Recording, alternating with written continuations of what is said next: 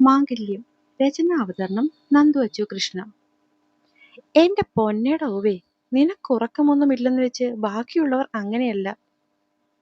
എന്റെ പൊന്നു മോനെ, ഇന്ന് 3 പൊതുസമ്മേളനവും ഒരു ജാഥയും കഴിഞ്ഞു വന്ന് കിടക്കുന്ന കിടപ്പ. കനിവുണ്ടാവണം.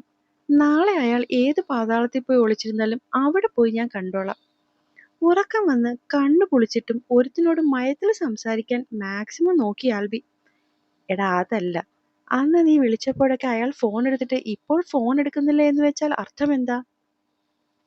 അതും ഞാൻ നേരിൽ കാണുമ്പോൾ ചോദിക്കാം. എന്റെ പൊന്നല്ലേ നീ, ആ ഫോണൊന്ന് വെക്കുമോ? ഞാനൊന്ന് ഉറങ്ങിക്കോട്ടെടാ കാല. അവന് ദേഷ്യത്തിനൊപ്പം സങ്കടവും വരാൻ തുടങ്ങി. ഇപ്പൊ നീ ഉറങ്ങിക്കോ. രാവിലെ ഞാൻ വിളിക്കുമ്പോൾ കൃത്യമായിട്ട് മറുപടി തന്നില്ലെങ്കിൽ നീ എന്നെ വന്നങ്ങ് തീർക്കുവോ? അല്ല, ഇനി കത്തിയില്ലെങ്കിൽ ഞാനൊന്ന് വാങ്ങിച്ചോണ്ടെങ്കിലും തന്നോളാം നിനക്ക്. പ്ലീസ് ഡാ, നീ ആളെ വിട്. സത്യമായിട്ട് ഉറക്കം വന്നിട്ട് കണ്ണ് കാണുന്നില്ല. അത്രയും ദയനീയമായിട്ട് ആൽബി പറഞ്ഞതിന്റെ ആണെന്ന് തോന്നുന്നു. അവൻ ഫോൺ വെക്കാൻ തുടങ്ങി. ഫോൺ വെക്കുന്നത് കൊള്ളാം. അടുത്ത 5 മിനിറ്റിൽ ഇനിയും എന്നെ വിളിച്ചാൽ കിട്ടില്ല. ഞാനേ ഫോൺ സ്വിച്ച് ഓഫ് ചെയ്യാൻ പോവാ. ആൽബി, എടാ നീയല്ലേ പറയുന്നത് ഒരു പൊതുപ്രവർത്തകൻ ഒരിക്കലും ഫോൺ സ്വിച്ച് ഓഫ് ചെയ്യാൻ പാടില്ലെന്ന്? ഹരി മെല്ലെ ചിരിച്ചു. അതൊക്കെ ഞാൻ പറഞ്ഞതേ നിന്നെ പരിചയപ്പെട്ടതിന്റെയൊക്കെ കുറേ മുന്നെയാ. പറഞ്ഞതൊക്കെ ഓർത്ത് പക പോക്കുക. പറയുന്നതിനൊപ്പം തന്നെ അവൻ ഫോൺ കട്ട് ചെയ്ത് കളഞ്ഞു. ഹരി ഒരു പുഞ്ചിരിയോടെ ഫോണിൽ നോക്കി സൈഡിലേക്ക് അത് മാറ്റിവെച്ചു. തുറന്നിട്ട ജനലഴികളിലൂടെ അകത്തേക്ക് എത്തുന്ന നിലാവെട്ടവും അതിന് കൂട്ടായി എത്തിയ തെന്നലും ചെറുതല്ലാത്ത ഒരു തണുപ്പ് മുറിയിലാകെ നിറച്ചിട്ടുണ്ട്. അതിന്റെ ഒപ്പം ഫാനും കൂടി ആകുമ്പോൾ വല്ലാത്ത കുളിരാണ്. ഹരി വലതുവശത്തേക്കൊന്ന് നോക്കി. ആകെ മൂടി പുതച്ച് കുഞ്ഞിത്തല മാത്രം പുറത്തേക്കിട്ട് അവൾ ഉറങ്ങുകയാണ്. ഇന്നൊരു ദിവസം കൊണ്ട് എന്തോരം കുരുത്തക്കേടാണോ രണ്ടും കൂടി കാണിച്ചു കൂട്ടിയത്. നീളം വെച്ച് ഇത്തിരി വ്യത്യാസം ഉണ്ടെന്നത് മാറ്റിവെച്ചാൽ പൊന്നും കൊള്ളാം, പൊന്നിന്റെ കണ്ണും കൊള്ളാം. ആലോചിച്ചപ്പോൾ തന്നെ അവൻ തല കുടഞ്ഞു. കുറച്ചു ദിവസം മുന്നേ വരെ തന്നെ ഒരു ഭയമുണ്ടായിരുന്നു. ഇപ്പോഴും ഭയത്തിന് കുറവൊന്നുമില്ല. പക്ഷെ പണ്ടത്തെ പോലെ പേടിച്ച് ഇങ്ങോട്ടുള്ള വരവ് ഞാൻ പോകുന്നവരെ കാത്തു നിന്നിട്ട് വരില്ല. ഇപ്പോ സർവ്വസാന്ദ്രയല്ലേ. കുഞ്ഞിപ്പെണ്ണ് വാശി പിടിക്കുന്നതും കുരുത്തക്കേട് കാണിക്കുന്നതും ഒക്കെ മനസ്സിലാവും. പക്ഷെങ്കിൽ അതൊക്കെ അക്ഷരം പ്രതി കേൾക്കാൻ ഇവൾക്ക് വട്ടാണോന്നാണ് എന്റെ ബലമായ സംശയം. ഈ പോക്കാണ് പോകുന്നതെങ്കിൽ അവൾ ഇനി ഏത് കൊക്കയുടെ മുകളിൽ നിന്ന് ചാടും എന്ന് മാത്രം ആലോചിച്ചാൽ മതി. അല്ലെങ്കിൽ ആ കുരുപ്പ് ചാടിച്ചോളും. ഒരു നെടുവീർപ്പോടെ ഹരി കട്ടിൽ നിന്നും എഴുന്നേറ്റ് ഹെഡ് റെസ്റ്റിലേക്ക് ചാരിയിരുന്നു. കുരുത്തക്കേട് പെണ്ണ് നിയന്ത്രിക്കോ? അതില്ല. കൂട്ടുനിന്ന് വലുതാക്കുകയും ചെയ്യും. എന്തെങ്കിലും ഒന്ന് ചോദിക്കാമെന്ന് വെച്ചാൽ അപ്പോ കണ്ണു നിറച്ച് ഒരു നോട്ടമാണ്. താൻ വഴക്കു പറഞ്ഞപ്പോൾ കണ്ണു നിറച്ച് നോക്കി നിന്നവളുടെ മിഴികൾ അവനെ പെട്ടെന്ന് അസ്വസ്ഥമാക്കി. വരമ്പിലെ വെള്ളത്തിൽ പേടിച്ചു നിന്നവളാണ് ഇന്ന് കുഞ്ഞു കരയാതിരിക്കാൻ വേണ്ടി ആ കുളത്തിന്റെ പടിയിൽ വരെ തനിക്കൊപ്പം ഇറങ്ങി വന്നത്. രണ്ടും കൂടി ഈ വീട് തിരിച്ചു വെക്കാതിരുന്നാൽ കൊള്ളാം. അവൻ ജനലഴികളിലൂടെ പുറത്തേക്ക് നോക്കി. എന്തായാലും അവൾക്കൊപ്പം മോള് ഭയങ്കര ഹാപ്പിയാണ്. അതാ വിളി കേൾക്കുമ്പോഴേ അറിയാം. കണ്ണൂ, അത് കേൾക്കാൻ അവളും. ഒരു കണ്ണും പൊന്നും. അവന്റെ ചുണ്ടിൽ മനോഹരമായ ഒരു പുഞ്ചിരി വിരുന്നെത്തി. ഇതിപ്പോ ആരെ നോക്കിയുള്ള നിൽപ്പാണ് ശ്രീധരേട്ടാ? താൻ അടുത്ത് നിന്നിട്ടും കാണാത്ത പോലെ ഗേറ്റിൽ ഊന്നിപ്പിടിച്ച് റോഡിലേക്ക് നോക്കി നിൽക്കുന്ന ആളുടെ അടുത്തേക്ക് ചെന്ന് ഹരി ചോദിക്കുമ്പോഴാണ് സത്യം പറഞ്ഞാൽ ശ്രീധരൻ ഹരിയെ കാണുന്നത്. അമ്മയും മോളും കൂടി രാവിലെ ക്ഷേത്രത്തിൽ പോയതാടാ. വരണ്ട നേരം കഴിഞ്ഞിട്ടും കാണുന്നില്ല. അങ്ങോട്ട് പോയി നോക്കണോ വേണ്ടയോ എന്നറിയാതെയുള്ള നിൽപ്പാണ് ഞാൻ.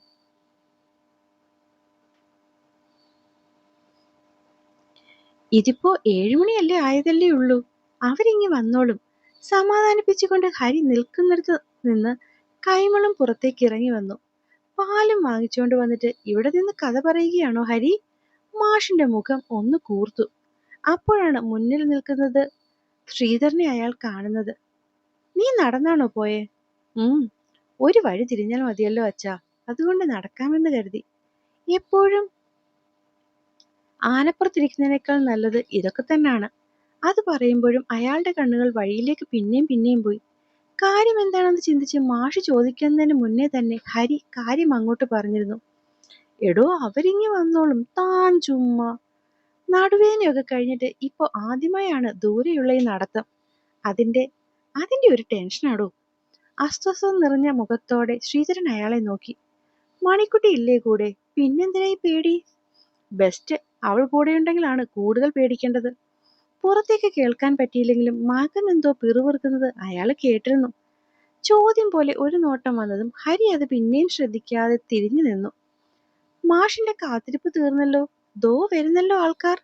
ഹരി ചൂണ്ടിക്കാട്ടുന്നിടത്തേക്ക് അവരുടെ മൂന്നിന്റെയും നോട്ടം പോയി. പക്ഷെ നോക്കിയ നിമിഷം 3 പേരുടെയും മുഖം ഒരുപോലെയാണ് വല്ലാതായത്. രണ്ടുപേരും ചേർന്ന് പോയിട്ട് ഇതിപ്പോ തിരിച്ചു വരാൻ ഒരാളെ ഉള്ളല്ലോ. കൈമൾ മാഷ് ചോദ്യം ചോദിക്കുമ്പോഴും ശ്രീധരനും ഹരിയും കൂടി സീതമ്മയുടെ അടുക്കിലേക്ക് നടന്നു കഴിഞ്ഞിരുന്നു. അവൾ എന്തിയേ? കൊച്ചെന്തിയേ? ഒരുമിച്ചെത്തിയ ചോദ്യത്തിന് സങ്കടം നിറഞ്ഞ ഒരു നോട്ടമായിരുന്നു മറുപടി കിട്ടിയത്. ആളെ ആദ്യ കേട്ടാതെ പറ സീത. അവളുടെ അമ്മ വന്നിട്ടുണ്ട്. അയാളുടെ വാക്കുകളിലെ ടെൻഷനും ഒരുവന്റെ കണ്ണുകളിലെ ചോദ്യവും ഒരുപോലെ നോക്കിക്കൊണ്ട് അവരത് പറയുമ്പോഴേക്കും ശബ്ദം വല്ലാതെ താന്നിരുന്നു. ആര്? ശാരദയോ? വിശ്വാസം വരാത്ത പോലെ അയാളുടെ നെറ്റിയിൽ 3-4 വരകൾ തെളിഞ്ഞു. പക്ഷെ അവിടെ എന്തോ കല്യാണമുണ്ട്, അടുത്ത ആഴ്ച വരൂ എന്നൊക്കെയല്ലേ പറഞ്ഞിരുന്നത്? അതൊക്കെ അങ്ങനെ തന്നെ, ഇവളെ കൂട്ടിക്കൊണ്ടു പോകാൻ വേണ്ടി വന്നതാണ് പോലും. അതെന്താപ്പോ പെട്ടെന്നൊരു മോളോട് സ്നേഹം? പല്ല് കടിച്ചു പിടിച്ചുകൊണ്ടുള്ള ചോദ്യത്തിന് മറുപടി ഒന്നും പറയാതെ അവർ കുനിഞ്ഞു നടന്നു. ഒപ്പം എന്തൊക്കെയോ സംശയം തോന്നിയ പോലെ കൈമളും. കാരണം കഴിഞ്ഞ കുറെ ദിവസമായിട്ട് അവളുടെ അമ്മ ഈ കല്യാണം കഴിഞ്ഞേ വരൂ എന്നൊക്കെ ശ്രീധരൻ ഉറപ്പോടെയാണ് പറഞ്ഞിരുന്നത്. അത് പറഞ്ഞ് ഒരു ദിവസം കഴിയുന്നതിന് മുന്നേ അവര് തിരിച്ചെത്തി അവളെ കൊണ്ടുപോവുകയാണെന്ന് പറഞ്ഞാൽ അവര് വേറെന്തെങ്കിലും പറഞ്ഞോ സീതേ? ഈ ഒരു സംശയം മനസ്സിൽ വെച്ചാണ് കൈമള് ചോദിച്ചത്. ഒന്നും പറഞ്ഞില്ല ഏട്ടാ. ഞങ്ങൾ തൊഴുതു വരുന്ന വഴിയാണ് ബസ് സ്റ്റോപ്പിൽ ഇവർ ഇറങ്ങി നടന്നു വരുന്നത് കണ്ടത്. പെങ്കൊച്ച് അമ്മയെന്ന് നീട്ടി വിളിച്ചതേ ഓർമ്മയുള്ളൂ. ഇനിയിപ്പോൾ നിന്നെ വിളിക്കണ്ടല്ലോ എന്ന് പറഞ്ഞ് ആ കൈയും പിടിച്ചങ്ങ് അവൾ അങ്ങ് നടക്കുകയായിരുന്നു. ശാരദയുടെ പെരുമാറ്റം ഓർത്തുകൊണ്ട് സീത കൈമളിനോട് പറഞ്ഞു. അവക്കെന്തോ പറ്റി? ശാരദയുടെ പെരുമാറ്റം മനസ്സിലാവാതെ ശ്രീധരനും ഒരു നിമിഷം നിന്നു. അതിപ്പോ എന്തെങ്കിലും ആകട്ടെ, ഒന്നുമില്ലെങ്കിലും അവളെ വിളിച്ചുകൊണ്ട് പോയത് അവളുടെ അമ്മ തന്നെയല്ലേ. ഇനിയിപ്പോൾ നമ്മളെല്ലാം കൂടി ഒന്ന് ചർച്ച ചെയ്തിട്ട് എന്തിനാണ്? വല്ലാത്തൊരു ഭാവത്തിൽ പറഞ്ഞുകൊണ്ട് ഹരി വീടിനുള്ളിലേക്ക് പോയി.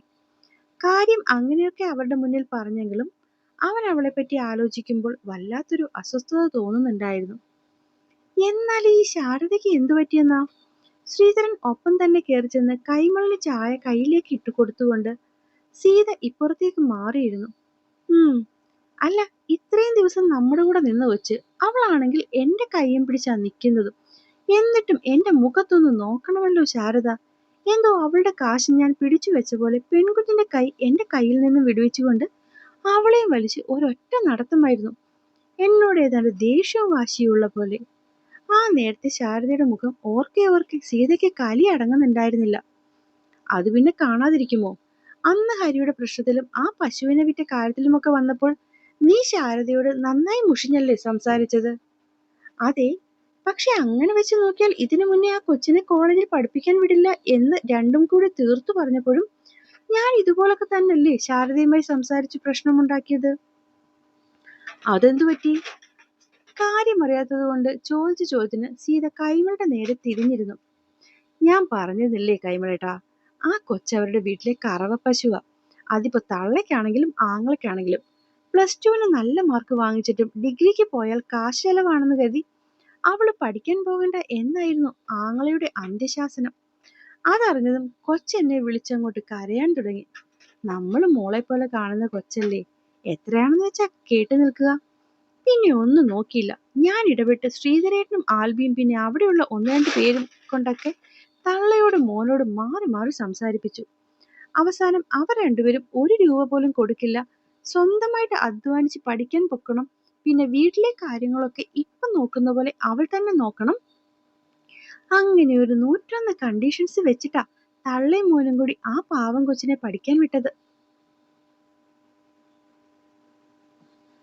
പഠിക്കാൻ വേണ്ടി അത്രയും ആഗ്രഹിച്ചിരുന്ന കൊച്ചിന് അവരെന്തു പറഞ്ഞാലും കേട്ടോളാം എന്നൊരു ഭാവവുമായിരുന്നു.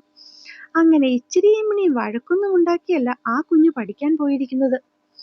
അതാ ഇപ്പൊ 1 മാസം കൊണ്ട് നിർത്തിവെച്ചേക്കുന്നത്. ആൽബി മെഡിക്കൽ സർട്ടിഫിക്കറ്റ് കൊടുക്കാമെന്ന് അവിടെ വിളിച്ച് മാനേജ്മെന്റിനോട് പറഞ്ഞു വെച്ചിട്ടുണ്ട്. അതുകൊണ്ട് വലിയ പ്രശ്നം വരികയില്ലായിരിക്കും. ഇതിപ്പോ തള്ള കല്യാണം കൂടാൻ വേണ്ടി കൊണ്ടുപോകണം എന്നൊക്കെ പറഞ്ഞ് വല്ല നാട്ടിലും കൊണ്ടുപോകുന്നത് ഇനിയിപ്പോ അതിന്റെ പഠിത്തം നിർത്താനാണെന്ന് ആർക്കറിയാം. നേര് പറയാലോ, കുടിച്ച വെള്ളത്തിൽ തള്ളയും മോനെയും വിശ്വസിക്കാൻ കൊള്ളില്ല, അല്ലേ കൈമളേട്ടാ? അതുകൊണ്ടൊക്കെയാ എനിക്ക് ആകെ ഒരു വിമിഷ്ടം. ഒപ്പം ഇന്നത്തെ ശാരദയുടെ മുഖവും നോട്ടവും പെരുമാറ്റവും ഒക്കെ കണ്ടിട്ട് എന്തോ വലിയ കള്ള ഒളിപ്പിക്കുന്ന പോലെ എനിക്ക് തോന്നുകയും ചെയ്തു. നേര് പറയല്ലോ, എനിക്ക് ആ കൊച്ചിനെ അവൾ വിളിച്ചുകൊണ്ട് പോയപ്പോൾ തുടങ്ങിയ വയറ്റിൽ തീപിടുത്തമാണ്. ഉള്ളിലുള്ള എല്ലാ ആശങ്കയും ഭർത്താവിനോടും ആങ്ങളയോടും ഇറക്കി വെച്ചുകൊണ്ടുള്ള സീതയുടെ വർത്തമാനത്തിൽ തന്നെ അറിയാമായിരുന്നു, എവിടെയോ എന്തോ ഒരു പന്തികേട്. ഇതിപ്പോ സ്വന്തം തള്ള തന്നെ കൂട്ടിക്കൊണ്ടുപോയ സ്ഥിതിക്ക് നമുക്ക് പ്രത്യേകിച്ചൊന്നും ചെയ്യാൻ പറ്റില്ലല്ലോ സീതേ. ശ്രീധരനും അതേ അസ്വസ്ഥതയോടെ അവർക്കരികിലേക്കിരുന്നു. ഇതൊക്കെ കേട്ട് ആകെ മടുത്തൊരു മനസ്സുമായാണ് കൈമൾ വീട്ടിലേക്ക് കയറി ചെല്ലുന്നത്. ചായ വേണമെന്ന് പറഞ്ഞ് പാല് വാങ്ങാൻ വിട്ടിട്ട് അച്ഛനത് എവിടെ പോയി കിടക്കുകയായിരുന്നു? അത് പിന്നെ ഞാൻ ശ്രീധരന്റെ അങ്ങോട്ട് കയറിയതാടാ. ഒരു ഉഷാറുമില്ലാതെ ആകെ ചടച്ച പോലെ തന്നെയായിരുന്നു അയാളുടെ മറുപടി. അച്ഛൻ അവളെപ്പറ്റി ആലോചിച്ചിട്ടാണോ ഇങ്ങനെ വല്ലാതിരിക്കുന്നത്? എന്റെ പൊന്നച്ഛ, അവളെ കൊണ്ടുപോയത് അവളുടെ അമ്മയാണ്, അതല്ലാതെ ശത്രുവൊന്നുമല്ല ഇങ്ങനെ വിഷമിക്കാൻ. അദ്ദേഹത്തെ സമാധാനിപ്പിക്കാൻ വേണ്ടി അവൻ അദ്ദേഹത്തിന്റെ അടുത്തിരുന്ന് ആ കയ്യിൽ മെല്ലെ ഒന്ന് അമർത്തി. ചിലർക്ക് ശത്രുക്കൾ പുറത്തുനിന്ന് തന്നെ വേണമെന്നില്ലല്ലോ ഹരി. തത്വം പോലെ പറഞ്ഞുകൊണ്ട് ശ്രീധരൻ കൈ അടർത്തി മാറ്റി അകത്തേക്ക് പോയി. അവൻ ഒരു നിമിഷം ആ പോക്ക് നോക്കി നിന്നു. അവളുടെ അമ്മ കുറച്ച് ടോക്സിക് ആണെന്ന് ശ്രീധരൻ മാമനും ആൽബിയും ഒക്കെ പറഞ്ഞറിയാം. പക്ഷെ ഇവരൊക്കെ ഇത്രയും ഭയപ്പെടുന്ന പോലെ അവരത്രയും ഭീകരിയായിരിക്കുമോ? After all she's her mother. മനസ്സിലാകെ ഉരുണ്ടു പിണയുന്ന തിരിച്ചറിയാൻ പറ്റാത്ത അസ്വസ്ഥതയെ ഏറ്റവും നല്ല രീതിയിൽ കൺവിൻസ് ചെയ്തുകൊണ്ട് ഹരിയുടെ ബുദ്ധി അവന്റെ ഉള്ളിലെ തോന്നലുകളെയെല്ലാം അടക്കി നിർത്തി. ഇന്നും വഴക്ക് തന്നെ ആയിരുന്നു അച്ഛാ. സാധാരണ മോൾ ഉറങ്ങുന്നതിലും നേരത്തെ അവൾ ഉറങ്ങിക്കിടക്കുന്ന നോക്കി ഡ്രസ്സ് മാറി പുറത്തേക്ക് വന്ന ഹരി കൈമളിനോട് ചോദിച്ചു. ഇന്നും അവളെ കാണണമെന്ന് പറഞ്ഞ് ഭയങ്കര കരച്ചിലായിരുന്നു ഹരി. വിഷമത്തോടെ അച്ഛൻ പറയുന്ന കേട്ടതും അവന്റെ മുഖം അങ്ങ് മാറി. സ്കൂൾ എന്നും പോലെ തന്നെ 4 മണിക്ക് കഴിഞ്ഞതാണ്. അത് കഴിഞ്ഞ് പുതുതായി കെട്ടിയുയർത്തിയ ഇപ്പുറത്തുള്ള ബിൽഡിങ്ങിനെ പറ്റിയുള്ള ചെറിയൊരു ചർച്ചയുണ്ടായിരുന്നു പഞ്ചായത്തിലെ പ്രതിനിധികളുമായിട്ട്. അതിലൊന്നും നിൽക്കാതെ മാക്സിമം വഴിയാൻ അവൻ നോക്കിയതാ. പക്ഷെ പ്രിൻസിപ്പാളും ആൽബിയും സമ്മതിച്ചില്ല. അവൻ അവിടെ ഉള്ളതുകൊണ്ട് ഇവരുടെയൊക്കെ ഇടയ്ക്കിരുന്നാൽ ശരിയാവില്ല, വൈബ് കിട്ടില്ല എന്നൊക്കെ പറഞ്ഞ് തന്നെയും കൂടി ആൽബി അവിടെ പിടിച്ചിരുത്തി.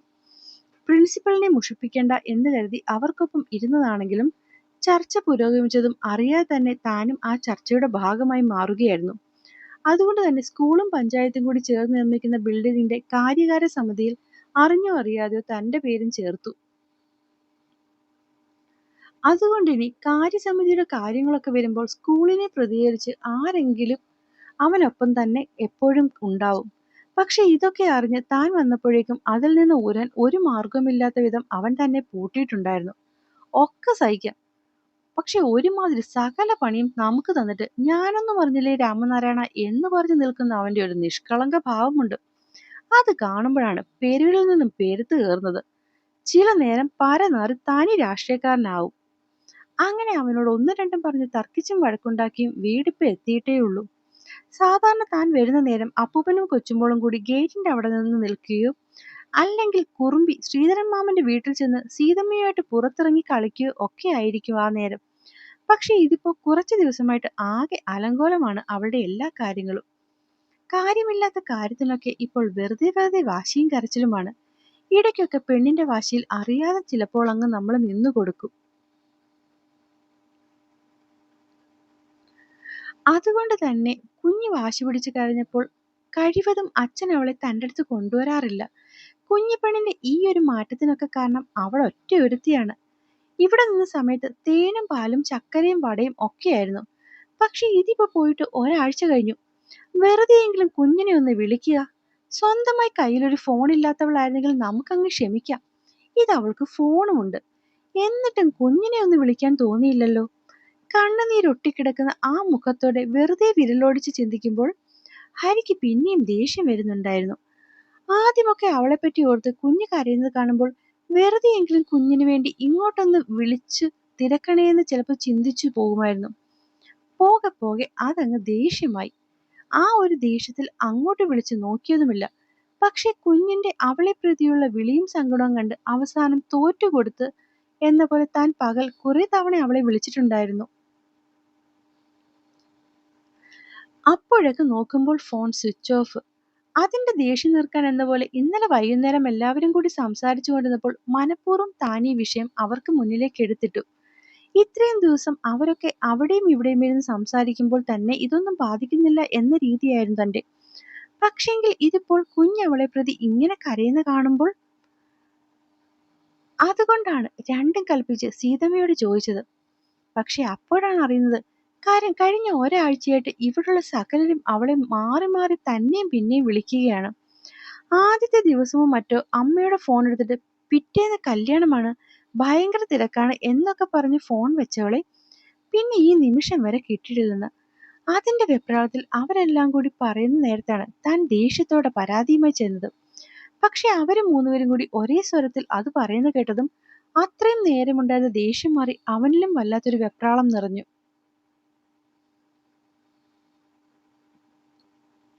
ഈ ഒരാഴ്ച അവള് ഫോൺ എടുക്കാഞ്ഞിട്ട് സീതമ്മ അവളുടെ അമ്മയുടെ ഫോണിൽ വിളിച്ചു നോക്കിയില്ലേ?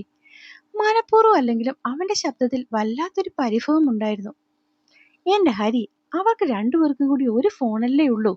ഇതിപ്പോ ആങ്ങളുടെ വീട്ടിലേക്ക് പോയത് കൊണ്ട് പെണ്ണിന്റെ കയ്യിൽ കൊടുത്തിട്ട് പോയി എന്ന് കരുതി അത് ശാരദയുടെ കയ്യിൽ സ്ഥിരം. വല്ലാത്തൊരു നിരാശയോടെ അവരുടെ മുഖം താഴ്ന്നു. കാര്യം പെണ്ണിന്റെ കയ്യിൽ ഒരു കീപാഡ് ഫോൺ ആയിരുന്നെങ്കിലും അത് എപ്പോഴും ഓണായി തന്നെ ഇരിക്കുന്നതേ താൻ കണ്ടിട്ടുള്ളൂ. ഇനിയിപ്പോ അതെങ്ങാനും കേടായി പോയിട്ട് വല്ലതുമാണോ? അവൻ പറയുന്ന കേട്ടപ്പോൾ സംശയം പോലെ സീത മുഖം ഉയർത്തി. ഇനിയിപ്പോൾ എന്താ ശ്രീധരൻ മാമ വേണ്ടത്? ആ നേരം കൊണ്ട് വീടിന്റെ ഗേറ്റ് കടന്നൊരാൾ അകത്തേക്ക് വന്നിരുന്നു. നീ എന്താ ആൽബി? കുറച്ചു മുന്നേ കണ്ടുപിരിയുമ്പോഴും ഇങ്ങോട്ട് വരുന്ന കാര്യത്തെപ്പറ്റി ഒന്നും പറയാത്തവന്റെ പെട്ടെന്നുള്ള പ്രത്യക്ഷപ്പെടലിൽ ഹരി പുറത്തേക്കിറങ്ങി. അത് പിന്നെ ശ്രീധരൻ ചേട്ടൻ വിളിച്ചിട്ട് വേഗം ഇങ്ങോട്ട് വരാൻ പറഞ്ഞടാ. ഞാനാണെങ്കിൽ വീട്ടിൽ പോലും കയറാതെയാണ് ഇങ്ങോട്ട് വന്നത്. പറയുന്നതിന്റെ ഒപ്പം അവൻ അകത്തേക്ക് കയറിയതും ഹരിയുടെ നോട്ടം ശ്രീധരന് നേരെയായി. ഞാൻ നിന്നോട് പറഞ്ഞിരുന്നില്ലേ ആൽബി മണിക്കുട്ടിയുടെ കാര്യം? അതെ, എന്തു പറ്റി? കൊച്ചു വിളിച്ചോ? ഇല്ല ആൽബി, ഇതിപ്പോ അവള് പോയിട്ട് ഒരാഴ്ചയാവുന്നു. ഇവിടെ കൊണ്ട് തിരക്കാൻ പറ്റുന്ന എല്ലാ മാർഗവും നമ്മൾ തിരക്കിയിട്ടും പ്രത്യേകിച്ച് ഒന്നും അറിയാൻ പറ്റുന്നില്ല. അദ്ദേഹത്തിന്റെ ശബ്ദം പോലും വല്ലാതെ താന്നുപോയി. അപ്പോ അവൾ എവിടെയുണ്ടോ അവിടെ പോയി തിരക്കണം. താൻ പറയാൻ വന്ന കാര്യം തനിക്ക് മുന്നേ കയറി പറയുന്നവനെ ശ്രീധരൻ നോക്കുമ്പോൾ മറ്റുള്ള എല്ലാവരും അവനെ തന്നെ നോക്കി നിൽക്കുകയായിരുന്നു.